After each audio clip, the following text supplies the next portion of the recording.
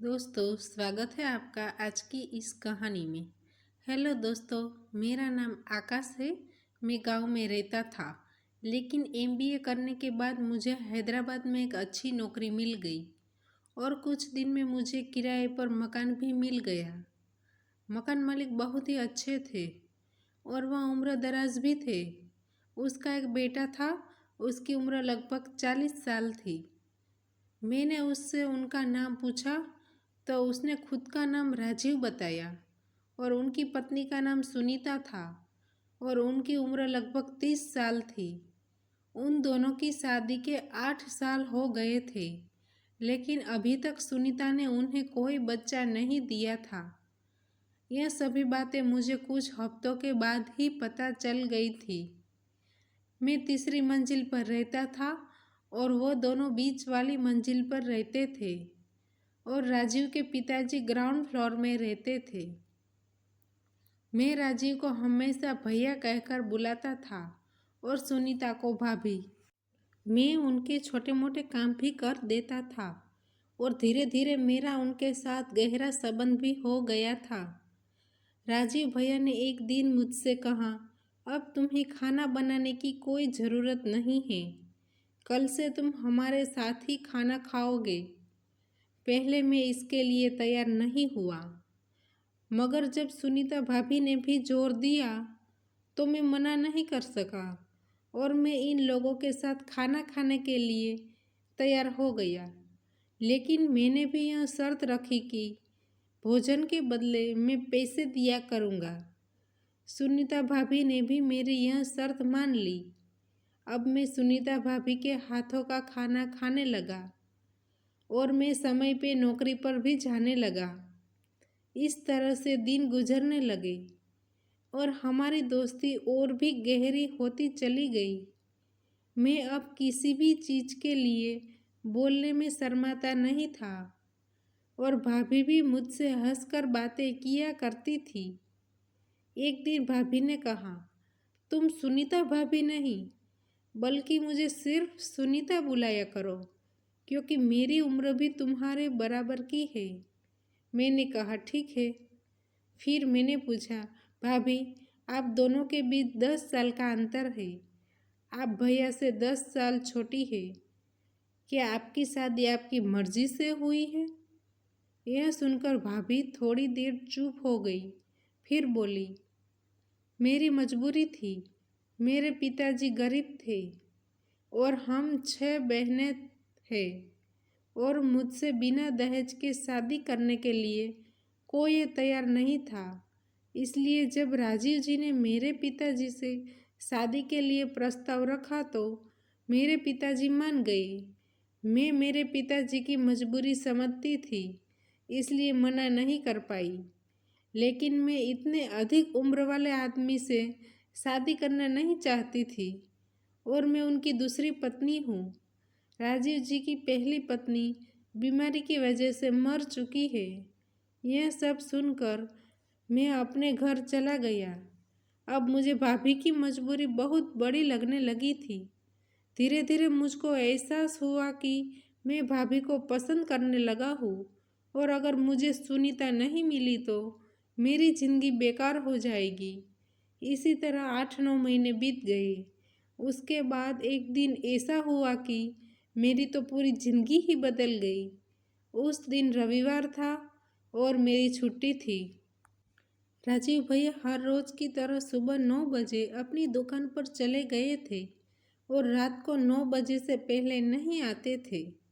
दोपहर का खाना खाते समय अचानक सुनीता ने मुझसे कहा कि वह मेरे साथ बाहर खाना खाने के लिए और घूमने के लिए जाना चाहती है। यह सुनकर मुझे लगा कि जैसे मेरे मन की मुराद पूरी हो गई हो। हम लोगों ने शाम को बाहर घूमने की योजना बनाई और तैयार होकर बाहर घूमने के लिए चले गए। सुनीता भी बहुत खुश थी और रास्ते में हमने पानीपुरी और चाट भी खाया। राजीव भैया के आने से पहले हम दोनों वापस आ गए थे। घर आकर उसने खाना बनाया और थोड़ी ही देर में भैया भी घर आ गई। हम तीनों ने साथ मिलकर खाना खाया और अपने कमरे में सोने के लिए चले गए। अगली सुबह सुनीता घर में कुछ काम कर रही थी। मैंने उनसे पूछा, आपके पति कहाँ है? सुनीता ने कहा, वह कुछ काम से आज जल्दी दुकान चले गए हैं। फिर उसने कहा, क्यों, कुछ काम था? मैंने कहा, आज मैं अपने घर गांव जा रहा हूँ, इसलिए सोचा कि राजीव भैया को खबर दे दूँ। यह सुनते ही सुनीता अपने कमरे में चली गई और मुझे लगा कि उसे कहीं मेरी बात का बुरा तो नहीं लगा होगा, इसलिए मैं भी उसके पीछे गया और पूछा, क्या हुआ, कोई दिक्कत है क्या? वह चुपचाप अपने बेड पर बैठी हुई थी और मुझे सुन रही थी। फिर थोड़ी देर बाद उनकी आंखों में आंसू आने लगे। वह कहने लगी, अब मैं इस घर में अकेली रह जाऊंगी। मुझे अकेले रहना बिल्कुल भी अच्छा नहीं लगता। तुम्हारे भैया भी तो रात को ही वापस लौटते हैं और मैं अकेली रह जाती हूँ। हमारा तो कोई बच्चा भी नहीं है जिसके साथ मेरा पूरा दिन मन लग सके। यह सुनते ही मैंने सुनीता को गले लगा लिया और कहा, अगर तुम कहो तो मैं घर नहीं जाऊंगा। सुनीता को समझाकर मैं वापस अपने कमरे में चला गया। तभी मेरे पापा का फ़ोन आया और उसने कहा, तुम कब घर आ रहे हो? मैंने पापा से मना कर दिया और कहा, 1 महीने के बाद आऊँगा। पापा कहने लगे, लड़की वालों को तो मैंने अगले ही दिन का समय बता दिया है। मैंने पापा से कहा, मुझे काम से छुट्टी नहीं मिल रही है, इसलिए अभी मेरी शादी के बारे में मत सोचो। पापा ने कहा, ठीक है बेटा, मैं उन लोगों को मना कर दूंगा। और अब मैं बहुत ही ज़्यादा टेंशन में था। मुझे समझ नहीं आ रहा था कि मैं क्या करूं, क्योंकि मैं अब किसी दूसरी लड़की से शादी करना नहीं चाहता था, क्योंकि सुनीता के साथ मेरी दोस्ती काफ़ी आगे बढ़ चुकी थी और अब मैं सुनीता को काफ़ी चाहने लगा था। मुझे लगता था कि अब मैं सुनीता से शादी कर लूं, लेकिन वह शादीशुदा थी, इसलिए मुझ में उनको बताने की हिम्मत नहीं हुई। एक दिन अचानक राजीव भैया को काम की वजह से दिल्ली जाना हुआ। वह मुझसे कहने लगे, सुनीता की सारी जिम्मेदारी मैं तुम्हारे ऊपर छोड़ के जा रहा हूँ, उसका ख्याल करना। अब राजीव भैया चले गए। अब सुनीता काफ़ी मायूस हो गई थी, क्योंकि वह मेरे भी ऑफिस चले जाने के बाद घर में अकेली रह जाती थी। उसके आसपास के पड़ोसी भी ऐसे थे कि वह सिर्फ अपने घर तक ही सीमित रहते थे। एक दिन अचानक सुनीता की तबीयत खराब हो गई और अब मुझे समझ में नहीं आ रहा था कि मैं क्या करूं। मैं सुनीता को जल्दी से बाइक पर बिठाकर डॉक्टर के पास ले गया। वहां पता चला कि सुनीता माँ बनने वाली है। यह खबर सुनकर सुनीता बहुत खुश हुई, पर मेरे तो होश उड़ गए थे। मुझे कुछ समझ नहीं आ रहा था, इसलिए मैं सुनीता को घर छोड़कर मैं अपने कमरे में चला गया। मुझे कुछ समझ नहीं आ रहा था। मैं कुछ सोच ही रहा था कि राजीव भैया का फ़ोन आ गया और वह बहुत ही खुश लग रहे थे, क्योंकि सुनीता ने यह बात उनको बता दी थी। वह मुझसे बोले, तुम सुनीता का बहुत ही ज़्यादा ध्यान रखना, मैं कल सुबह ही आ जाऊंगा। यह बात सुनकर मैं रात को वापस सुनीता के पास चला गया। मैं उनके घर गया और देखा तो वह अपने कमरे में टीवी देख रही थी। मैं उसके पास जाकर बोला, मैं कल गांव जा रहा हूँ और मैं चाहता हूँ कि तुम भी मेरे साथ गांव चलो। यह सुनकर सुनीता के होश उड़ गए और वह कहने लगी, तुम कैसी बातें कर रहे हो? मैं इस घर को छोड़कर कहीं नहीं जाऊंगी। मैं जानती हूँ कि हम दोनों एक दूसरे को पसंद करते हैं, लेकिन तुम भूल गए हो कि मैं शादीशुदा हूँ। मैं गुस्से में सुनीता का हाथ पकड़कर उसे जबरदस्ती अपने साथ ले जाने के लिए बाहर निकलने लगा।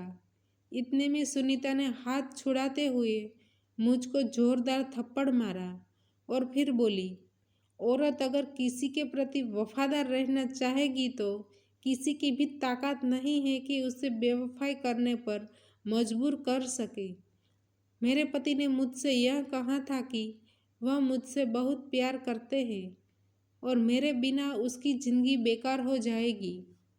मेरे पति की बातों ने मुझे झकझोर करके रख दिया था, इसलिए मैंने फैसला किया है कि अब मैं अपने पति को छोड़कर कहीं नहीं जाऊंगी।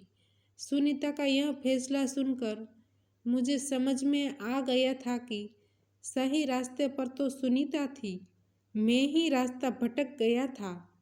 उसके बाद मैंने कहा, इस तरह मैं तुम्हें पा नहीं सकता। मैं तुम्हें दिल की गहराई से चाहता हूँ। तुम्हें तुम्हारा पति भी चाहता है। तुम तो एक ही हो, इसलिए तुम दोनों के साथ नहीं रह सकती। इसलिए तुम अपने पति के साथ ही रहना। मेरी बातें सुनकर सुनीता की आंखों में आंसू आ गई। वह बोली, मुझे माफ़ कर दो। मैं अब राजीव को छोड़कर नहीं जाना चाहती। मेरे पति मुझसे सच्चा प्यार करते हैं। मैं कभी समझ नहीं पाई उनके प्यार को। सुनीता मेरे सामने हाथ जोड़कर घुटनों के बल बैठ गई। मैंने उनको उठाकर बेड पर बिठा दिया और अब मैं उनके घर से चला गया और अपने गांव में वापस आ गया। मैं सुनीता से बहुत ही ज़्यादा प्यार करता था और अब मैं उनकी खुशी में ही मेरी खुशी समझकर उनसे हमेशा के लिए दूर चला गया। दोस्तों, हमारी कहानी यहीं पे समाप्त होती है। तो दोस्तों, आपको हमारी कहानी कैसी लगी कमेंट्स में ज़रूर बताइएगा और कहानी पसंद आई है तो वीडियो को लाइक करें और शेयर करें और चैनल को सब्सक्राइब करें और हाँ, नोटिफिकेशन बेल को ज़रूर दबाइए ताकि आने वाली अगली अपडेट आपको सबसे पहले मिल सके। धन्यवाद।